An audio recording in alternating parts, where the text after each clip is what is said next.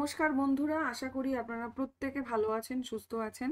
আজকের যে বিষয়টা নিয়ে আলোচনা করব সেটা হচ্ছে বিষবৃক্ষ উপন্যাস। এই বিষবৃক্ষ উপন্যাস হচ্ছে যেরকম আমাদের বিহার স্টেট যে পরীক্ষা হয় তাতে পাঠ্য রয়েছে, তার পাশাপাশি আমাদের ইউজিসি নেট, সেট এই সমস্ত পরীক্ষাতেও বিষবৃক্ষ উপন্যাসটি রয়েছে। প্রথমত উপন্যাসটা সম্পর্কে আজকে আমরা বেশ কিছু তথ্য জানব, তার পাশাপাশি কিভাবে পড়তে হবে এটুকু বলবো, এবং তার সাথে সাথে আমি এটা বলবো যে এর বেশ কিছু প্রশ্নপত্র আমি নিয়ে এসেছি, সেগুলোকে সলভ করার চেষ্টা করব। আশা করি আপনারা শেষ অবধি ক্লাসটাতে থাকবেন এবং দেখবেন। অবশ্যই আপনারা কমেন্টে কিন্তু জানাবেন তার উত্তর কি হতে পারে বা ক্লাসটা কেমন লাগলো। প্রথমত এই বিষবৃক্ষ উপন্যাস, একটু আমি এই জায়গাটা আগে তথ্যটা বলি। বিষবৃক্ষ উপন্যাস হচ্ছে বঙ্কিমচন্দ্র চট্টোপাধ্যায়। বঙ্কিমচন্দ্র চট্টোপাধ্যায় সম্পর্কিত তথ্য হচ্ছে যে তিনি জন্মগ্রহণ করেছিলেন 27শে জুন 1838 উত্তর চব্বিশ পরগনা নৈহাটি শহরের কাঁঠালপাড়া গ্রামে। তার মৃত্যু হয়েছিল 8ই এপ্রিল 1894।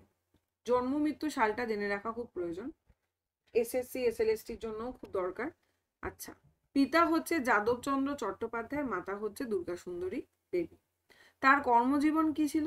কর্মজীবন হচ্ছে ব্রিটিশ শাসনে ডেপুটি ম্যাজিস্ট্রেট ও ডেপুটি কালেক্টর পদে তিনি চাকরি করেছেন। 1891 সালে ব্রিটিশ সরকার তাকে রায় বাহাদুর খেতাব দেয়।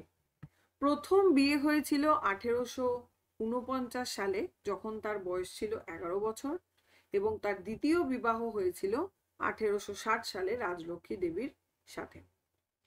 নেক্সট যেটা জানতে হবে সেটা হচ্ছে 1894 সালে ব্রিটিশ সরকার তাকে companion of the most eminent order of the Indian empire খেতাব দেয়। প্রথম উপন্যাস তার কি ছিল? ইংরেজিতে লেখা, 1864-তে রাজমোহনস ওয়াইফ। নেক্সট হচ্ছে প্রথম বাংলা উপন্যাস কি তার? দুর্গেশ নন্দিনী। ভীষণ ইনফরমেটিভ এই জায়গাগুলো এবং খুব খুব প্রয়োজনীয়। 1865 দুর্গেশ নন্দিনী। এরপরে যারা বঙ্কিম গবেষক যিনি রয়েছেন, অর্থাৎ অমিত্রসূদন ভট্টাচার্য, তিনি কি বলছেন তার সম্পর্কে দেখা যাক। বঙ্কিমচন্দ্রের প্রথম 3টি উপন্যাস রোমান্সধর্মী এবং সেখানে সৌন্দর্য সৃষ্টি তার ছিল মূল উদ্দেশ্য। কিন্তু বিষবৃক্ষ তার রচিত প্রথম সামাজিক উপন্যাস। তাহলে আমরা কি বুঝলাম? বিষবৃক্ষ হচ্ছে তার রচিত প্রথম সামাজিক উপন্যাস। এই উপন্যাসে শুধু সৌন্দর্য সৃষ্টি নয়, সেই সঙ্গে দেশ ও মনুষ্য জাতির কিছু মঙ্গল সাধনের ইচ্ছাও যে তার ছিল, তাতে কোনো সন্দেহ নেই। বিষবৃক্ষ উপন্যাসের শেষ ছত্রে বঙ্গদর্শন 1279 ফাল্গুন। তাই তার মন্তব্যে আমরা বিষবৃক্ষ সমাপ্ত করিলাম, ভরসা করি ইহাতে গৃহে গৃহে অমৃত ফল ফলিবে। বঙ্গদর্শনের এই ছত্রে বিষবৃক্ষ ও অমৃত শব্দ দুটি বড় হরফে ছাপা ছিল। এটাও কিন্তু গুড ইনফরমেশন জানতে হবে। এরপরে আর কিছু তথ্য আমরা জেনে নিই বিষবৃক্ষ সম্পর্কে। এরপরে ছোট্ট করে আমি বিষবৃক্ষর বিষয়টা বলছি।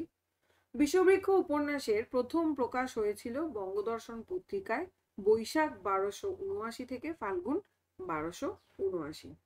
কাঁঠালপাড়া থেকে বঙ্গদর্শন যন্ত্রালয়ে বিষবৃক্ষ 1873 সালের 1 জুন শ্রী হারানচন্দ্র বন্দ্যোপাধ্যায় কর্তৃক গ্রন্থাগারে মুদ্রিত হয়। মুদ্রণ কাল হচ্ছে 1280 সংবৎ, মূল্য 1 টাকা 2 আনা।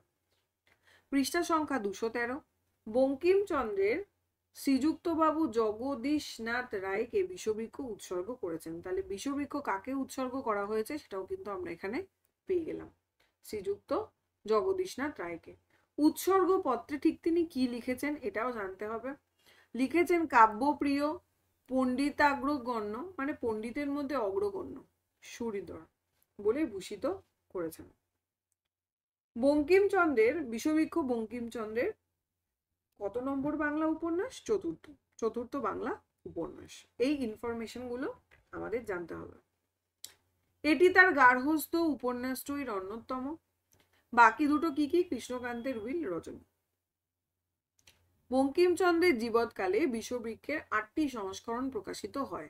প্রথম হচ্ছে 1873, দ্বিতীয় 1875, তৃতীয় 1880, চতুর্থ হচ্ছে 1881, পঞ্চমটা জানা যায় না, এবং ষষ্ঠ হচ্ছে 1887, সপ্তম 1890, অষ্টম হচ্ছে 1892। এরপর আসছি, বিষবৃক্ষ উপন্যাসে সর্বপ্রথম নাট্যরূপ দিয়েছিলেন কিন্তু গিরিশচন্দ্র ঘোষ বা আমাদের গিরিশ ঘোষ। এছাড়াও অতুল কৃষ্ণ মিত্র উপন্যাসটির নাট্য রূপান্তর করেন। তার রূপান্তরিত নাটকটা এমআরএল থিয়েটারে অভিনীত হয়, গুরুত্বপূর্ণ জায়গা। এছাড়া কে করেছেন নাট্য রূপান্তর? অতুল কৃষ্ণ মিত্র। এবং কোথায় অভিনীত হয়েছিল? এমআরএল থিয়েটারে। 1875 সালের 1 মে গ্রেট ন্যাশনাল থিয়েটারে বিষবৃক্ষ নাটক অভিনীত হয়। এরপর চলে আসি, বিষবৃক্ষ উপন্যাসের খণ্ড বিভাজন নেই, মোট 50টা পরিচ্ছেদ। এটা কিন্তু পরিচ্ছেদে বিভাজন, সেটাও হচ্ছে 50টা। বিষবৃক্ষের অনুবাদ সম্পর্কিত কিছু তথ্য রয়েছে। বঙ্কিমের জীবৎকালে বিষবৃক্ষ ইংরেজি, সুইডিশ, হিন্দি ভাষায় অনুদিত হয়েছিল। মারিয়াম এস নাইট 1884 সালে দ্য পয়জন ট্রি নামে বিষবৃক্ষের ইংরেজি অনুবাদ করেন, গুরুত্বপূর্ণ জায়গা। 1891 সালে জি কাদির হিন্দি ভাষায় অনুবাদ করেন। বঙ্কিম নিজে দ্য বেন অফ লাইফ নামে বিষবৃক্ষের ইংরেজি অনুবাদ করেন এবং লাটপত্নী লেডি এলিয়টকে উপহার পাঠান। পরবর্তীকালে উর্দু, মারাঠি, গুজরাটি, কন্নড়, মণিপুরি, সিন্ধি, মৈথিলি, মালায়ালাম প্রভৃতি ভারতীয় ভাষাতেও দেখা যায় বিষবৃক্ষের অনুবাদ হয়েছে। এরপর এখানে কিছু প্রশ্ন রয়েছে, এরপর আমি মূল জায়গাটা বলি। এই বিষবৃক্ষ উপন্যাসে আমরা মূলত কি দেখতে পাই? যে কোথাও একটা ত্রিকোণ প্রেমের কাহিনী এখানে গড়ে উঠেছে। কেউ কেউ বলেছেন যে বিষবৃক্ষ উপন্যাসের সঙ্গে রবীন্দ্রনাথের চোখের বালি উপন্যাসের অনেক মিল রয়েছে। চোখের বালি উপন্যাসে আমরা যেমন মহেন্দ্র, বিহারী, আশালতা এবং তার পাশাপাশি বিনোদিনী ক্যারেক্টারটাকে দেখতে পাই, ঠিক তেমনি ভাবে এখানে আমরা দেখব হচ্ছে নগেন্দ্রনাথ, যিনি একজন বড় জমিদার ছিলেন, এবং তার স্ত্রী হচ্ছে সূর্যমুখী। ঠিক আছে, তাদের মধ্যে একটা ভালো সম্পর্ক ছিল, কিন্তু সেই সময় দেখা যায় যে তিনি এক জায়গায় যাচ্ছেন নগেন্দ্র, এবং সেখানে কুন্দের অর্থাৎ কুন্দনন্দিনী, যে আরেকটি নায়িকা এই উপন্যাসে, এবং তাকে সে দেখতে পায়। তার পিতা মারা যায়, তাকে তখন আশ্রয়ের জন্য শেষ পর্যন্ত তার মাসির বাড়ি বা মেশোর বাড়ি খুঁজে পায় না, এবং তাকে নিজের ঘর গৃহে নিয়ে আসে। এরপরে এই যে সূর্যমুখীর এক ভাই, তার সঙ্গে তার বিবাহ দেওয়া হয় কুন্দনন্দিনী তারাচরণের সঙ্গে, কিন্তু তবুও দেখা যায় 3 বছর পর সে বিধবা হয়ে আবার নগেন্দ্রর বাড়িতেই আসে, এবং পরবর্তীকালে নগেন্দ্রের সঙ্গে একটা সম্পর্কে জড়িয়ে পড়ে। নগেন্দ্রর মধ্যে, মনের মধ্যে কুন্দের প্রতি একটা ভালোবাসা তৈরি হয়, এবং কুন্দের মনেও নগেন্দ্রের প্রতি একটা ভালোবাসা তৈরি হয়। অর্থাৎ বিবাহ বহির্ভূত কোথাও প্রেম এখানে দেখানো হয়েছে। ঠিক যেমনি ভাবে চোখের বালিতে আমরা দেখতে পেয়েছিলাম যে মহেন্দ্রর সঙ্গে বিনোদিনীর একটা সময় বিয়ে হওয়ার কথা ছিল, কিন্তু সেটা না হয়ে পরবর্তীকালে মহেন্দ্রর সঙ্গে আশালতার বিয়ে হয়, কিন্তু কোথাও বিবাহের পর মহেন্দ্র এবং বিনোদিনীর মধ্যে কোথাও একটা সম্পর্ক তৈরি হয়েছিল, এবং পরবর্তীকালে আবার বিহারী চরিত্রটাকেও আমরা দেখতে পাই। যাই হোক, যখন আমি বিহার এস্টেটের জন্য চোখের বালি উপন্যাসটা পড়াবো তখন ওটা নিয়ে বিস্তারিত আলোচনা করব। এখন পাশাপাশি দুটো বলার কারণ হচ্ছে যাতে রিলেট করা যায়। কেন বলা হয়েছে যে চোখের বালির সঙ্গে বিষবৃক্ষের মিল রয়েছে, এটা বোঝানোর। আচ্ছা, পরবর্তীকালে এখানে আমরা যারা রয়েছি তারা অবশ্যই আমরা বিষবৃক্ষ উপন্যাসটাকে পড়েছি, খুব সুন্দর একটি উপন্যাস। কেন এখানে বলা হচ্ছে যে এটা কোথাও সমাজকে শুধরানোর জন্য দেখানো হয়েছে? কারণ নগেন্দ্র এত ভালো, দায়িত্ববান, যত্নশীল এরকম একটা স্বামী, এরকম একটা ক্যারেক্টার সে, কিন্তু পরবর্তীকালে দেখা যাবে তার সামান্য একটা দোষের জন্য, তার ভুলের জন্য তার জীবনটা কি অবস্থায় দাঁড়িয়ে যায়, সূর্যমুখীর কি পরিণতি হয়, এবং শেষ পর্যন্ত আমরা জানি কুন্দ বা কুন্দনন্দিনী মারা যান। তাহলে এই যে বিষয়টা বিষবৃক্ষ উপন্যাসের কোথাও সমাজের কাছে একটা শিক্ষণীয় বিষয় হিসেবে বঙ্কিমচন্দ্র চট্টোপাধ্যায় তুলে ধরতে চেয়েছিলেন। এবং এবার আমি আসি আমরা কিভাবে পড়বো। প্রথমত উপন্যাসটা খুঁটিয়ে খুঁটিয়ে প্রত্যেকটা লাইন বাই লাইন খুব ভালো করে পড়তে হবে, এটা নাম্বার 1 পয়েন্ট। নাম্বার 2 হচ্ছে উপন্যাসে কতগুলো গান রয়েছে এটা আমাদের খুঁজে বার করতে হবে। 3 হচ্ছে উপন্যাসে কে কাকে চিঠি পাঠিয়েছে, কোন কোন অধ্যায়ে পাঠিয়েছে এবং কতগুলো চিঠি পাঠিয়েছে সেটাও আমাদের দেখতে হবে, নাম্বার 3। নাম্বার 4 যে বিষয়টা, এই যে অধ্যায় বিভাজন অর্থাৎ 50টি পরিচ্ছেদ, কোন অধ্যায়ের কি নাম এবং অধ্যায়তে কি কি ঘটেছে। যেমন ধরা যাক প্রথমে যেটা রয়েছে, ধরা যাক ফার্স্ট যে অধ্যায়টা রয়েছে, নগেন্দ্রনাথ যেটা নৌকা ভ্রমণ করছে, নৌকা বিলাস করছে, সেখানের ঘটনা কি রয়েছে। তার পরবর্তী যেটা স্থিমিত প্রদীপে, সেখানের ঘটনা কি রয়েছে। তার মানে 1 নম্বরে 1 নম্বর শিরোনাম, সেই শিরোনাম কি, কেন ওই শিরোনাম দেয়া হয়েছে, সেটা কিন্তু যখন আমি ঘটনাটা 2 লাইন আমরা জানবো তখন কিন্তু আমরা বুঝতে পারবো। এইভাবে ঘটনার সাথে রিলেট করে করে আমাদের পরিচ্ছেদগুলোকে কিন্তু মনে রাখতে হবে। এই হচ্ছে মোটামুটি বিষয়। আরেকটা বিষয় গুরুত্বপূর্ণ, যে সূর্যমুখী, হ্যাঁ, সূর্যমুখীর যে শয়ন কক্ষ যেটাকে বলি, শোয়ার ঘর, সেখানে বিভিন্ন ধরনের ছবি ছিল, অনেকগুলো ছবি লাগানো ছিল, রামচন্দ্রের, অভিমন্যু, উত্তরা ইত্যাদি ইত্যাদি। কটা ছবি ছিল এই ইনফরমেশনটা যেমন জানতে হবে, পরপর পরপর কোন কোন ছবির প্রসঙ্গের কথা এসছে, পরপর সিকোয়েন্স অনুযায়ী আমাদেরকে কিন্তু জানতে হবে। মোটামুটি বিষবৃক্ষ উপন্যাস থেকে এগুলো খুব খুব ভালো করে পড়তে হবে। কোন অধ্যায়ে দেখা যাচ্ছে কালিদাসের প্রসঙ্গ রয়েছে, কোন অধ্যায়ে সুরেন্দ্র প্রসঙ্গ রয়েছে, এই বিষয়গুলো গুরুত্বপূর্ণ।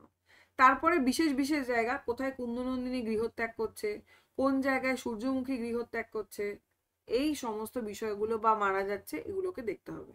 এরপরে আমি চলে আসি কিছু প্রশ্নোত্তর নিয়ে।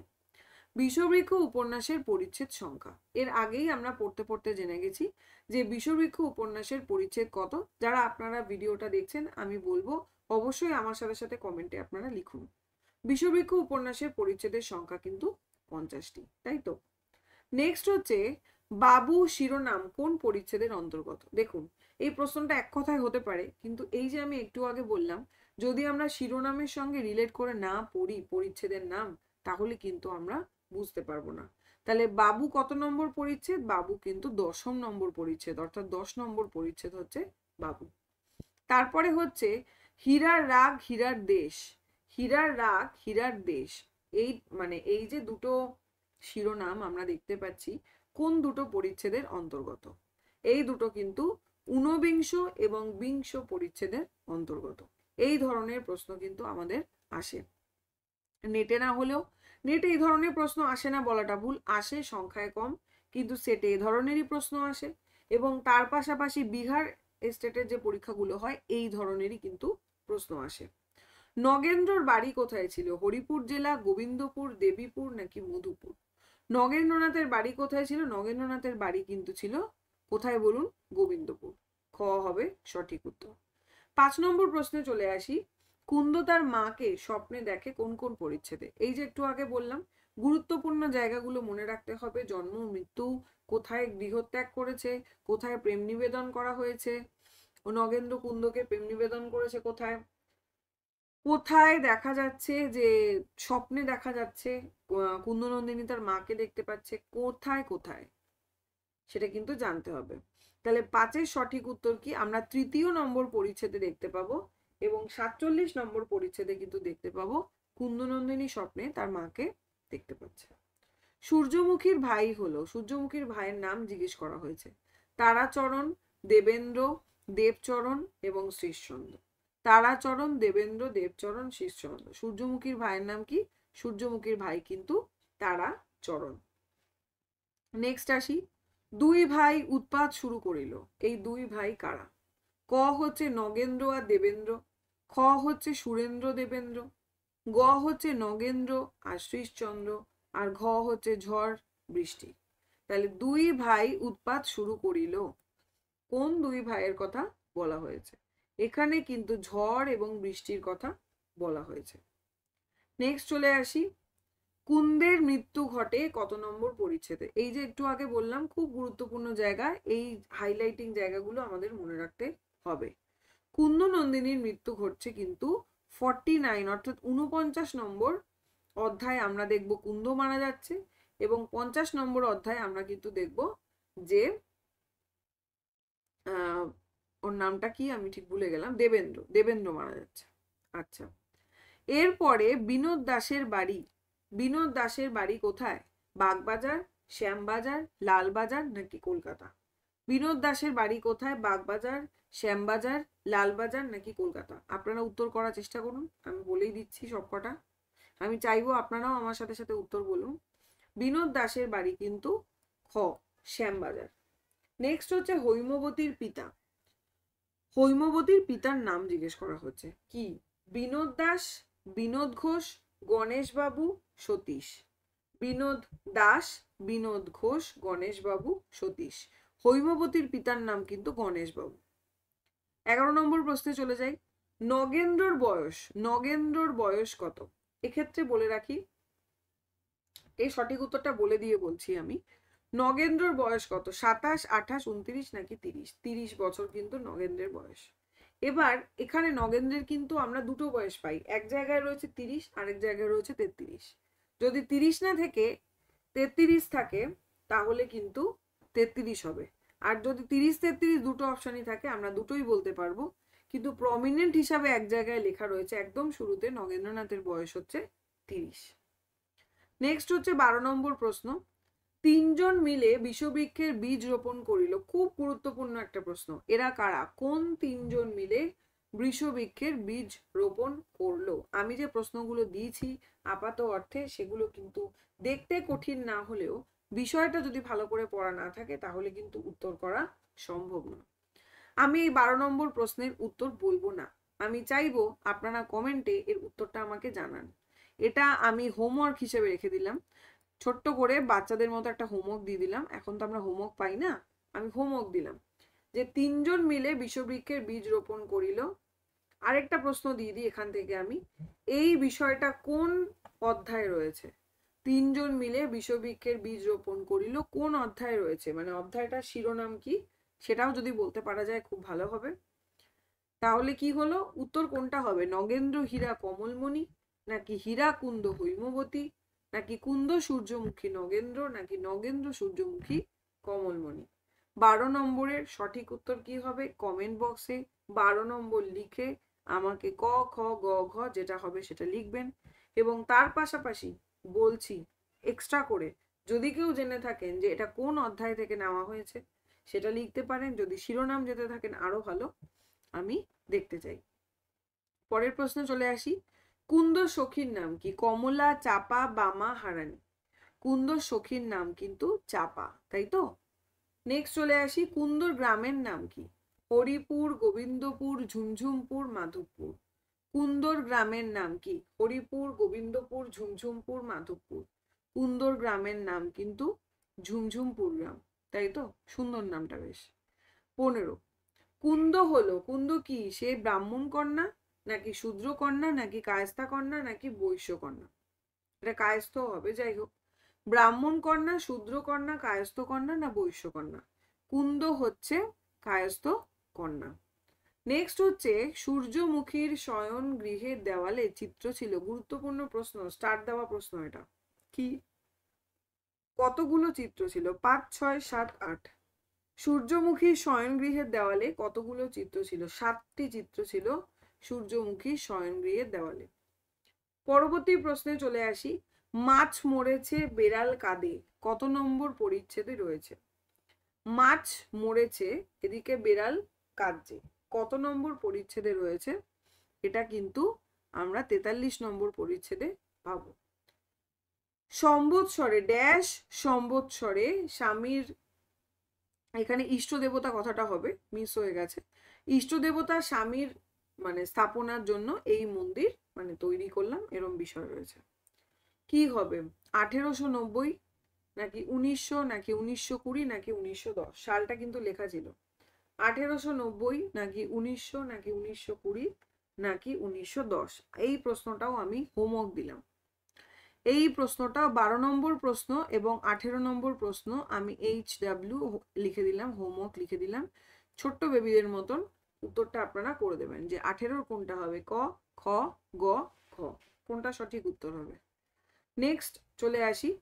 সূর্যমুখী গৃহত্যাগ করে কত নম্বর পরিচ্ছেদে? গুরুত্বপূর্ণ জায়গা।